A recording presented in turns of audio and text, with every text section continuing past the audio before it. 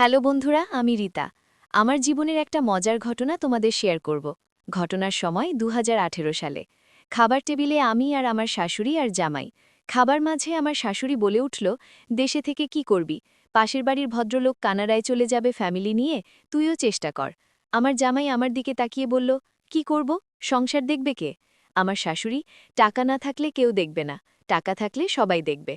ওই রাতে সারা রাত আমি আর জামাই কানাডায় যাওয়ার প্ল্যান করি। ৩-৪ সপ্তাহ পর আমার জামাই আমাকে কিছু কাগজপত্র আনতে বলে। আমাদের বিবাহের কাবিননামা ও আমার বার্থ সার্টিফিকেট। আমি বাসা থেকে এগুলো এনে আমার জামাইকে দিই। তিনি কানাডার এক আইনজীবীর সাথে ভিসা সংক্রান্ত বিষয়ে আলোচনা করেন। আইনজীবীকে সকল কাগজপত্র পাঠানো হলো। ৩ মাস পর আইনজীবী আমাদের বিবাহের প্রমাণপত্র চাইল, সাথে বিবাহের সময় তোলা ছবি চাইল। আমার স্বামী সব ছবি কানাডার আইনজীবীর কাছে পাঠালো। আরও কয়েকদিন পর আইনজীবী আমার ও আমার জামাইয়ের ছবিটা চাইলে আমাদের কাছে থাকা অসংখ্য ছবি পাঠালো। ৩-৪ মাস পর আইনজীবী ইমেলের মাধ্যমে জানালো আমাদের আরও ক্লোজ কিছু ছবি পাঠাতে হবে। তিনি কিছু নমুনা ছবি আমাদেরকে পাঠালো। ছবিগুলো দেখে আমি অবাক হয়ে গেলাম। এত ক্লোজ ছবি তুলে দিতে হবে আমি কল্পনাও করি নাই। আমি আমার আর আমার জামাই চিন্তা পড়ে গেলাম। সমস্যা হচ্ছে ছবি তুললাম, কিন্তু কে তুলে দেবে? কয়েক সপ্তাহ চলে গেছে, আমরা কোনো সিদ্ধান্ত নিতে পারি নাই।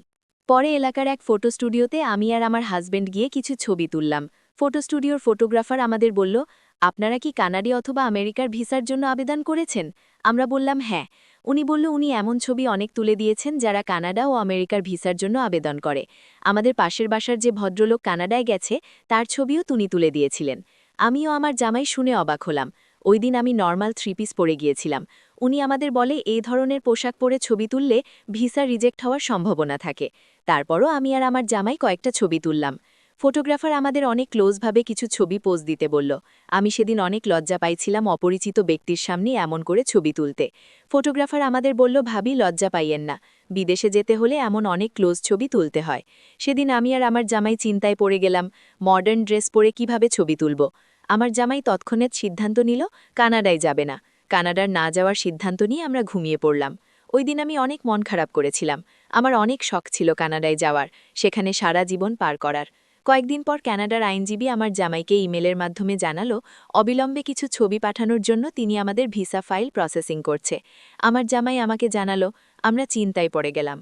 কয়েকদিন পর আমার জামাই একাই ওই ফটো স্টুডিওর ওই ভদ্রলোকের সাথে কথা বলল। তিনি অত্যন্ত ভদ্র। তিনি বলল ওনার কাছে সকল প্রকার মডার্ন ড্রেস আছে এবং তিনি এগুলো ভাড়া দেন। যেহেতু অনেকেই এই সকল ড্রেস কিনতে চান না, তাদের জন্য এই সুবিধা দেন। তিনি বলেন সব ড্রেস ধোয়া ও পরিষ্কার থাকে সব সময়। ছবি তোলার জন্য তিনি আলাদা রুম ভাড়া করে রেখেছেন যেখানে বিভিন্ন আর্টিফিশিয়াল গাছপালা রয়েছে। আমার হাজবেন্ড রুম দেখে আসলো। বাসায় এসে বিস্তারিত আমাকে জানালো। আমি মনে মনে রাজি ছিলাম, কিন্তু এমন ভাব নিলাম যে আমি ওই পোশাক পরে ছবি তুলব না। আমার হাজবেন্ড পরে আমাকে অনেক বোঝানোর চেষ্টা করল। আমি তো আগে থেকেই রাজি, শুধু অভিনয় করলাম। কিন্তু সমস্যা হলো ওই ভদ্রলোক। অপরিচিত ওই ভদ্রলোকের সামনে আমি ওই পোশাক পরে থাকব ভাবতে লজ্জা লাগছিল। আমি আমার জামাইকে জিজ্ঞেস করলাম, পোশাকগুলো কি তুমি দেখেছ? আমার হাজবেন্ড বলল না। পড়ে গেলাম আরেক সমস্যায়, পোশাক যদি পছন্দ না হয় অথবা আমার ফিটিং না হয়। এই চিন্তা করতে করতে প্রায় ১০-১২ দিন চলে গেল। আমার স্বামী ওই লোকের সাথে প্রায় দেখা করতে লাগলো। একদিন আমি ওই ফটো স্টুডিওতে গেলাম, একা একা, কারণ কোনোভাবেই কানাডার ভিসা মিস করা যাবে না। ওই ফটোগ্রাফারের সাথে কিছুক্ষণ কথা বললাম। তিনি আমাকে বললেন, ভাবি চিন্তা করবেন না, আমি বিশ্বস্ত লোক, আর আমি এমন ছবি অনেক তুলেছি। ওই দিন আমি লক্ষ্য করলাম লোকটি আমার দিকে অনেকবার তাকালো। আমি বললাম, ভাই আপনার কাছে যে পোশাকগুলো আছে সেগুলো কি আমার গায়ে লাগবে? আমি তো একটু মোটা। উনি বলল, ট্রাই করে দেখতে পারেন। ওই দিন আর বেশিক্ষণ ছিলাম না, ওই লোককে বাসায় চা খাওয়ার দাওয়াত দিয়ে আসলাম। সপ্তাহখানেক পরে আমার স্বামী ওই লোককে বাসায় দাওয়াত দিল চা খাওয়ার জন্য। উনি আমাদের বাসায় আসলেন, রাতের খাবার খেলেন এবং আমাদের সাথে অনেক ফ্রি হলেন। আমি স্কার্ট আর গেঞ্জি পরে তার সামনে ঘোরাফেরা করলাম। লোকটি আমার দিকে বড় বড় চোখে অনেকবার তাকিয়েছিল। আমি বিষয় বুঝেও না বুঝার ভান করেছিলাম। ওই রাতে আমরা সিদ্ধান্ত নিলাম ওই লোকের সাথে আগে ফ্রি হতে হবে। আমার হাজব্যান্ড বলল ওই লোকের সাথে কথা বলতে, আমিও তার নাম্বার নিয়ে কথা বলা শুরু করি। প্রথম প্রথম বিভিন্ন বিষয় নিয়ে আলোচনা করি। আমার ফ্যামিলি আর তার ফ্যামিলি সম্পর্কে জিজ্ঞাসা করি। পরে আস্তে আস্তে সেক্সুয়ালিটি গল্প শুরু করি।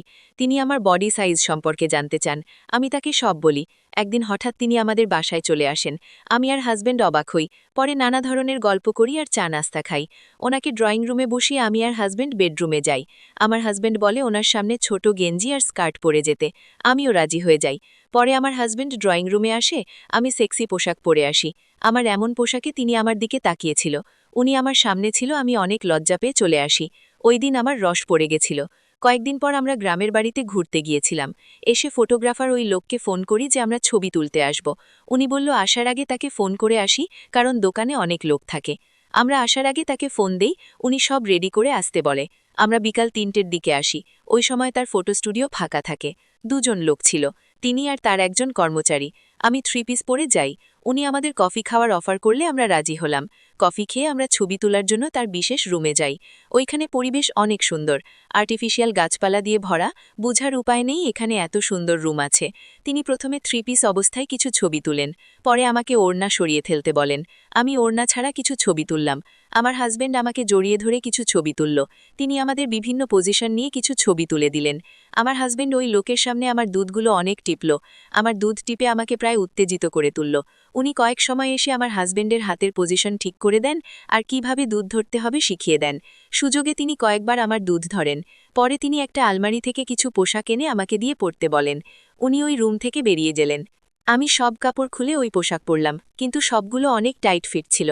এত ছোট পোশাক আমি কখনোই পরি নাই। আমি একটা কাপড় গায়ে জড়িয়ে বসেছিলাম।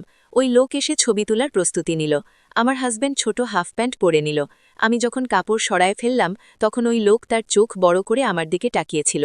আমার দুধের বেশিরভাগ অংশ বের হয়েছিল, আর এত ছোট প্যান্টই ছিল, আমার ঠিকমতো ফিটিংস হচ্ছিল না। তারপরও ছবি তোলা শুরু করল। আমার হাজবেন্ড আমার এই পোশাকে দেখে তার ধন দাঁড়িয়ে গেল। হাফ প্যান্ট পরা ছিল আর আমাকে জড়িয়ে ধরে ছবির পোজ নিল। আমরা অনেক সেক্সি পোজ দিলাম। আমার হাজবেন্ড ওই ফটোগ্রাফারের নির্দেশনা ফলো করল। একসময় আমার হাজবেন্ড আমার প্যান্টের ভিতর হাত ঢুকিয়ে দিল আর ভোদায় আঙুল দিতে লাগল। তখন আমার রসে ভোদা ভরেছিল। এক পর্যায়ে প্যান্টের ফাঁক দিয়ে ভোদা প্রায় বোঝা যাচ্ছিল। ওই লোক প্রায় তার প্যান্ট ঠিক করতেছিল। এর মাঝে ওই লোকের ফটো স্টুডিওতে এক লোকের উপস্থিত। আমরা ওই রুমে বসেছিলাম আর তিনি তার কাজ করে আবার আসলেন। এসে আলমারি থেকে অন্য আরেকটি পোশাক আমাকে দিলেন, নেট কাপড়ের টপস আর শর্ট প্যান্ট। আমি আগের ব্রা প্যান্টের উপর দিয়ে পরে নিলাম। এই অবস্থায় উনি অনেকগুলো ছবি তুলে নিলেন। পরে আমাদের আরও ক্লোজ হতে বললেন। আমাকে সেক্সি মুডে পোজ দিতে বললেন, কিন্তু কোনো অবস্থায় আমার সেক্সি মুড আসছিল না। আমি অনেক নার্ভাস হয়ে যাচ্ছিলাম। পরে উনি আমার হাজবেন্ডকে বলেন আমার ভোদার ভিতর আঙুল দিতে, যাতে আমার সেক্স উঠে। আমার হাজবেন্ড আমার ভোদার ভিতর আঙুল দিতে লাগলো আর আমি উত্তেজিত হতে লাগলাম। ফটোগ্রাফার আমাদের ক্লোজ ছবি তুলে দিল। উনি বলেন এইবার একটা ভিডিও করবেন, আমাদের পুরা সেক্স পজিশন নিতে হবে। আমার হাজবেন্ডকে হাফ প্যান্ট খুলে শুধু আন্ডার প্যান্ট পরতে বলেন, কিন্তু তার কাছে আন্ডার প্যান্ট ছিল না। সে বাসা থেকে শুধু হাফ প্যান্ট পরে এসেছিল। এখন কি করব? ফটোগ্রাফার ভাই বলল আমি শুধু মেয়েদের পোশাক রাখি, আমার কাছে ছেলেদের আন্ডার প্যান্ট নেই। পরে আমার হাজবেন্ড হাসতে হাসতে বলে ফেলে, তাহলে আপনার আন্ডার প্যান্ট দেন। ওই লোকও হাসতে হাসতে বলে নিতে পারেন, ভালো আন্ডার প্যান্ট। অনেকক্ষণ পর জামাই সত্যিই রাজি হয়ে গেল। আচ্ছা দেন তাহলে। আমি অবাক হয়ে গেলাম। তখন ওই লোক আমাকে বলে ভাবি আপনি উল্টো দিকে তাকিয়ে থাকেন, আমি প্যান্ট খুলি। আমি লজ্জায় অন্য দিকে তাকিয়েছিলাম। উনি প্যান্ট খুলে আমার জামাইকে দিল, আর আমার জামাই বলে ভাই আপনার ধন তো অনেক বড়। লোকটা হাসি দিয়ে বলে সবই আল্লাহ দিছে। আমিও কথা শুনে ঘুরে তাকাই। এত বড় ধন, আমার লজ্জা লেগে গেছে। উনি আন্ডার প্যান্ট ছাড়াই প্যান্ট পরে নিল, আর আমার স্বামী তার আন্ডার প্যান্ট পরে নিল। উনি আমার আর জামাই অনেক ছবি তুলে দিলেন। পরে একটা ভিডিও করল। আমরা দুজন অনেক ক্রেজি মুডে ভিডিও করলাম। ভিডিও করার সময় আমি অনেক উত্তেজিত হয়ে গেছিলাম। আমার হাজবেন্ড উত্তেজিত হয়ে কয়েকবার আমার দুধ বের করে ফেলছিল আর ভোদায় আঙুল দিচ্ছিল। পরে আমি একটু রেস্ট নিলাম। উনি প্রায় 60টা ছবি তুলে আমাদের দিল। পরে আমি কাপড় পরিবর্তন করে বাসায় চলে আসলাম। ওই দিন রাতে আমি আর আমার জামাই অনেক মজা করলাম। আমার জামাই ছবিগুলো কানাডায় পাঠালো। কয়েক সপ্তাহ পর আরও কিছু ছবি চাইল। আমার জামাই ফটোগ্রাফারের সাথে কথা বলল যে ভিন্ন লোকেশনে কিছু ছবি চাইছে। উনি বলল ঠিক আছে, আপনি লোকেশন ঠিক করেন, আমি চলে আসব। বাসায় এসে আমরা চিন্তা করলাম ভিন্ন লোকেশন কই পাওয়া যায়। পরে একদিন আমরা বাসার ছাদে ওনাকে নিয়ে ছবি তুললাম। তখন অনেক ভালো পোশাকে ছবি তুলি। উনি বলল চলেন রুমে গিয়ে কিছু ছবি তুলি। আমরা রুমে গিয়ে নাস্তা করলাম। ফটোগ্রাফার ভাই নতুন কিছু সেক্সি ড্রেস আনলো। আমাকে বলল এগুলো পরে রেডি হতে। আমিও হাতে নিয়ে অন্য রুমে গিয়ে পরলাম। এসব ড্রেস করে দেখলাম আমার শরীরের বেশিরভাগ অংশ স্পষ্ট দৃশ্যমান। এগুলো পরে গায়ে একটা ওড়না পেঁচিয়ে আমি বেডরুমে আসলাম। এদিকে আমার স্বামী আর ফটোগ্রাফার সিগারেট খাচ্ছিল। আমাকে দেখে ফটোগ্রাফার বলল ভাবি আমার সামনে লজ্জা পাচ্ছেন কেন? আমি বললাম কই। উনি বললেন ওড়না পরে আসলেন তাই বললাম। আমি ওড়না সরিয়ে ফেললাম। উনি আর আমার স্বামী আমাকে দেখে উত্তেজিত চোখে তাকিয়ে রইল। ফটোগ্রাফার আমাকে বলল, ভাবি আপনাকে অনেক সুন্দর লাগছে। আমরা ছবি তোলার জন্য প্রস্তুত হলাম। উনি আমাকে কিছু ছবি দেখালো এবং বলল এই পজিশন নিতে। আমি আমার হাজবেন্ডের কোলে বসে ছবি পোজ দিলাম। তিনি বারবার আমাকে বলল, আপনার চেহারায় উত্তেজনা আনুন।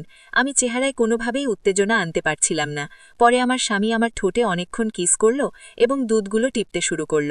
কিছুক্ষণ পর দেখি ফটোগ্রাফার ভাই আমার রানে হাত রাখল এবং আমার রানের কাছে তার হাতটা ক্রমশই এগিয়ে নিয়ে আসলো। আমি উত্তেজনার কারণে কিছু বলি নাই। আমি কিছু না বলাতে ফটোগ্রাফার আরও সাহস পেয়ে গেল। এদিকে আমার স্বামী আমার দুধ টিপছিল, ফটোগ্রাফার রানে হাত দিচ্ছিল। আমি চরম উত্তেজনায় পড়ে গেছিলাম। হঠাৎ দেখি ফটোগ্রাফার আমার ভোদায় হাত দিতেছিল।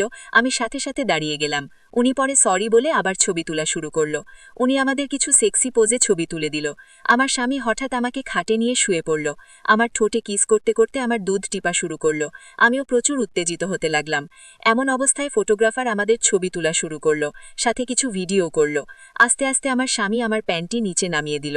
আমি কোনো রকমভাবে নিজেকে কন্ট্রোল করে সরে গেলাম। খাট থেকে নেমে বাথরুমে চলে আসলাম।